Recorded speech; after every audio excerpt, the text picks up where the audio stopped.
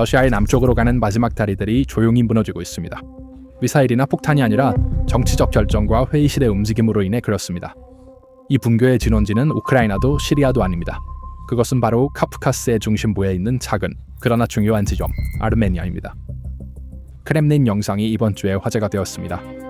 아르메니아 지도 배지를 옷깃에 달고 푸틴과 마주 앉은 아르메니아 지도자 파시냐는 러시아의 민주주의를 조롱했습니다. 그는 아르메니아에는 민주주의가 너무 많고 소셜 네트워크가 100% 무료이며 아르메니아 감옥에는 정치범이 단 한 명도 없다고 강조했습니다. 네, 많은 시민들이 많지는 않지만 일부는 아르메니아에 민주주의가 너무 많다고 생각합니다. 예를 들어 우리의 소셜 네트워크는 100% 자유롭습니다. 전혀 제한이 없습니다. 솔직히 말해서 일반적인 맥락에서 정치 과정에 참여하는 사람들이 그리 멀지 않은 곳에 수감되어 있지 않습니다. 푸틴의 얼굴을 보는 것만으로 충분했다. 그는 화가 나 있었다. 푸틴은 가스 가격과 이민자들로 위협했다. 파시냐는 미소를 지으며 거절했다. 푸틴의 불편함이 얼굴에 드러났지만 그는 대응할 수 없었다. 우리는 경제관계를 검토할 것이다 라는 위협은 푸틴이 사라졌기 때문에 효과가 없었다. 파시냐는 그 어떤 것도 굴복하지 않았다. 그는 미소를 지으며 말했다. 때가 되면 아르메니아 시민들이 결정할 것입니다. 이것은 사카슈빌리가 나토에 접근하려 했을 때 조지아의 20%를 5일 만에 침공한 같은 지도자의 테이블에서 일어나고 있지만 그 푸틴은 사라졌다. 우크라이나 전쟁은 권력의 환상을 산산조각냈다. 이 자신감주에는 하룻밤 사이에 생긴 용기가 아니라 27년 동맹의 붕괴가 있습니다. 아르메니아가 독립을 얻었을 때 3명의 적대적인 이웃들에 둘러싸여 있었습니다. 러시아는 유일한 신뢰할 수 있는 보호자였습니다. 금리의 군사기지, 저렴한 가스, 집단 안보조약기구의 안전우선, 이 방정식은 수년간 원활하게 작동했습니다. 첫 번째 균열은 2020년에 발생했습니다. 아제르바이잔은 44일 만에 대부분의 카라바흐를 탈환했습니다. 안전보장국인 러시아는 그냥 지켜보기만 했습니다. 게다가 러시아가 양측에 무기를 판매한 것으로 드러났습니다.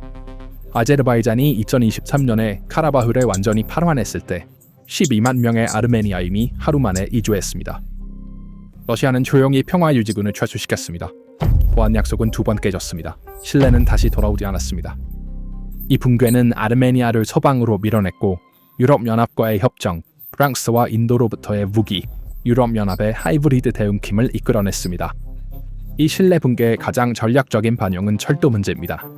2008년 양허협정은 아르메니아의 전체 철도 네트워크를 러시아 철도 자회사인 남카카스 철도에 30년 동안 넘겼습니다. 서류상으로는 투자 파트너십, 실제로는 모스크바가 예레반에 급소를 쥐고 있는 상황. 아제르바이잔과 터키 국경으로 가는 철도는 의도적으로 방치되었다. 지역 통합이 차단되었다. 지난 5달 동안 파시냐는 이 양보를 되찾기 위한 과정을 추진해왔다. 이는 성급한 즉흥적인 결정이 아니라 계산된 단계별 전략이다. 당신은 약속한 투자를 하지 않았습니다. 당신은 노선을 방치했습니다. 우리가 관리하든지 아니면 완전히 떠나십시오. 모스크바의 반응은 초강대국의 분노가 아니라 절박함이었습니다.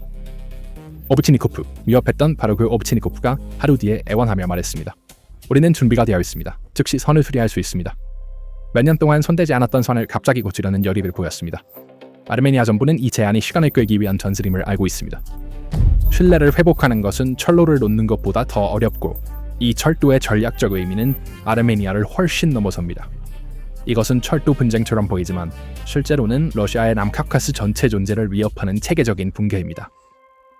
러시아는 이 철도를 아르메니아를 세계와 연결하기 위해 사용한 것이 아니라 아르메니아를 자신에게 의존하게 만들고 지역 통합을 차단하며 모두를 모스크바 중심의 경로로 강제하기 위해 사용했습니다. 이것은 의도적인 선택이었습니다. 주권 국가라면 자신의 교통 인프라를 다른 사람에게 맡기지 않지만 2008년에 아르메니아는 대안이 없었습니다. 이제 대안이 생겼고 그 방정식은 무너졌습니다.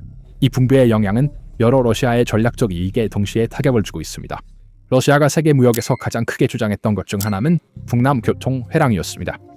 이 회랑은 상트페테르부르크에서 모스크바를 거쳐 카프카스를 지나 이란의 반다르 아바스 항구로 그리고 인도의 뭄바이로 이어지는 노선이었습니다. 이 회랑의 카프카스 구간은 아르메니아를 통과했습니다. 철도가 끊기면서 이 회랑이 중간에서 단절됩니다. 러시아는 수에즈 운하와 서방이 통제하는 해상로의 대안으로 설계한 경로를 잃고 있습니다. 카스피아를 가로지르는 선박이나 아제르바이잔을 통한 도로로 이란에 도달하는 것은 비용이 많이 들고 충분하지 않습니다. 철도에 중단 없는 저렴한 배량 운송 능력을 대체할 수 있는 것은 없습니다. 이는 단순한 상업적 손실이 아닙니다. 이란과 러시아 간의 육로 연결이 끊어지면 군사 물류와 정보 전송에 직접적인 영향을 미칩니다. 모스크바와 테헤란의 전략적 관계에 물리적 인프라가 무너지고 있습니다. 터키와의 연결은 별도의 손실입니다. 러시아는 터키를 서방 제재를 피하기 위한 중개 허브로 사용하고 있었습니다. 아르메니아를 통한 철도는 러시아 상품이 터키와 지중해에 도달하는 가장 짧은 경로였습니다. 그 경로는 이제 닫히고 있습니다. 아르메니아 철도가 아제르바이잔 터키 네트워크에 통합되면 트리플 프로젝트에 의해 가속화된 이 과정에서 러시아 화물 열차가 이 선로를 이동하는 것이 기술적, 정치적으로 불가능해집니다. 심지어 선로의 물리적 게이지도 변경될 것입니다. 소련 표준에서 유럽 표준으로의 전환은 기계적으로 러시아 열차가 이 노선에서 운행하는 것을 막을 것입니다. 그리고 아마도 단기적으로 가장 중요한 측면은 회색선입니다. 제재된 제품이 제3국을 통해 러시아로 밀수되는 것은 전쟁이 시작된 이후 러시아 경제를 유지하는 동맥이었습니다. 아르메니아는 이 회색 무역의 가장 중요한 중심지 중 하나였습니다. 칩, 전자제품, 고급 자동차, 예비 부품이 예레반에서 모스크바로 흘러갔습니다. 아르메니아의 대외 무역 수치에서 비정상적인 급증이 이를 명백히 보여주었습니다. 철도 통제권을 잃으면 이 동맥도 차단됩니다. 트리 프로젝트와 서방 표준 세관 통제가 시행되면 이 노선에서 러시아의 밀수는 불가능해지고 이는 러시아의 제재 회피 능력에 직접적인 타격을 줍니다. 마지막으로 남카프카스에서 러시아의 유일한 군사기지인 균리 기지에는 수천 명의 군대, 탱크, 방공 시스템이 있으며 철도로 전적으로 보급됩니다. 이 기지는 나토의 남쪽 측면에 가장 가까운 러시아의 군사 자산으로 터키 국경과 지역 세력 균형을 감시하는 전략적 위치에 있습니다. 아르메니아가 철도를 통제하게 되면 예레반 정부는 유지보수나 보안 위험을 이유로 언제든지 이 기지로 가는 열차를 멈출 수 있습니다. 탄약과 연료 보급이 없는 군사기지는 단지 콘크리트일 뿐입니다. 화신야는 러시아 군인들을 강제로 내쫓고 있는 것이 아닙니다. 그는 그들이 떠날 수밖에 없도록 물리적으로 그들을 굶주리게 하고 있습니다. 파신야는 아직 기지의 폐쇄를 요구하지 않았지만 CSTO 동결 이후 기지의 법적 및 전략적 정당성은 이미 의문시되고 있습니다. 러시아의 물류 지도는 이제 감옥과 같습니다. 북쪽은 얼음, 서쪽은 전쟁과 나토의 벽, 동쪽은 중국의 치열한 경쟁, 남쪽은 단절된 선들. 철도는 한 나라의 순환계이며 러시아는 카프카스의 순환계에서 쫓겨나고 있습니다. 러시아가 비운 자리에 앉은 것은 바로 미국입니다. 트럼프 행정부가 장애주르 회랑을 TRI프로 재브랜딩한 것은 관심의 규모를 나타냅니다. 이 43km에서는 단순한 아스팔트와 철도가 아닙니다. 광섬유, 전력 전송선, 전략적 모니터링 시스템이 장착될 것입니다. 러시아 코앞에서 미국 자본으로 건설된 회랑입니다. 푸틴은 FSB 국경 수비대로 장개주르를 통제하려고 계획했습니다. 이제 그 회랑은 미국 국기 아래에 열리고 있습니다. 터키와 아제르바이잔이 가장 큰 승자입니다. 카라바흐의 완전한 회복은 아제르바이잔의 지역적 영향력을 최고조로 끌어올렸습니다. 아르메니아가 러시아와 거리를 두면서 터키 아제르바이잔 축이 더욱 강화되었습니다. 중간 회랑의 운송량은 2024년에 70에서 90% 증가했으며 2030년까지 1000만에서 1100만 톤에 이를 것으로 예상됩니다. 이는 러시아의 북부 회랑 북점이 효과적으로 깨졌음을 보여줍니다. 두 나라는 군사력이 아닌 경제 통합으로 러시아가 비운 공간을 채우고 있습니다. 중국에게 이 방정식은 실용적입니다. 베이징은 중간 회랑을 1대1로의 일부로 보고 있습니다. 자재로 인해 북부 회랑이 위험해지면서 파물이 이 남부 경로로 이동하고 있으며 이는 러시아를 우회하는 경로의 조용한 승자로 떠오르고 있습니다. 이로 인해 베이징과 모스크바의 관계에서 권력 균형도 변화하고 있습니다. 러시아의 전략적 파트너는 동시에 러시아를 배제하는 경로의 최대 고객입니다. 이란은 불안하게 지켜보고 있습니다. 터키, 아제르바이잔, 미국 축의 강화는 이란의 북부 국경에서 영향력을 좁히고 있습니다.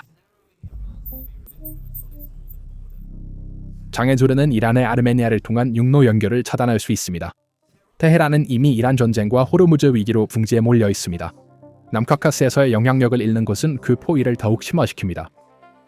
모스크바가 철도 통제권을 잃는 것은 동맹국 이란의 안보를 잃는 것을 의미하며 이는 단지 자국의 이익뿐만 아니라 전체 지역 동맹 네트워크의 통합성을 약화시킵니다. 그리고 아마도 가장 중요한 질문은 이 용기가 전염될 수 있는가입니다. 카자흐스탄은 러시아의 우크라이나 전쟁에서 공개적으로 거리를 두고 서방 제재를 시행하며 중간 회랑 인프라에 투자했습니다. 투카예프는 푸틴 옆에 앉아 도네츠크와 루한스크의 국민투표를 거부했습니다. 우즈베키스탄은 서방과의 다양화를 추진하며 중국과 프로젝트를 개발하고 있습니다. 몰도바는 유럽연합으로 나아가고 있습니다. 파신얀이 푸틴에게 우리는 민주주의가 있습니다. 당신은 없습니다. 라고 말한 것은 포스트 소비에트 공간에 충격을 주었습니다. 300만 인구의 아르메니아가 러시아의 철도 독점을 깨고 미국의 지지를 받을 수 있다면 왜 카자흐스탄은 못할까요? 푸틴의 최악의 시나리오, 도미노 효과. 한 동맹국이 무너지면 다른 동맹국들이 용기를 얻는다.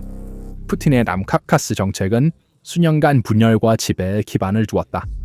무기 판매를 통한 의존, 가스 가격을 통한 충성, 평화유지군을 통한 중재. 그러나 카라바흐는 잃었고 평화유지군은 철수했으며 집단안보조약기구는 동결되었고 이제 철도도 사라지고 있다.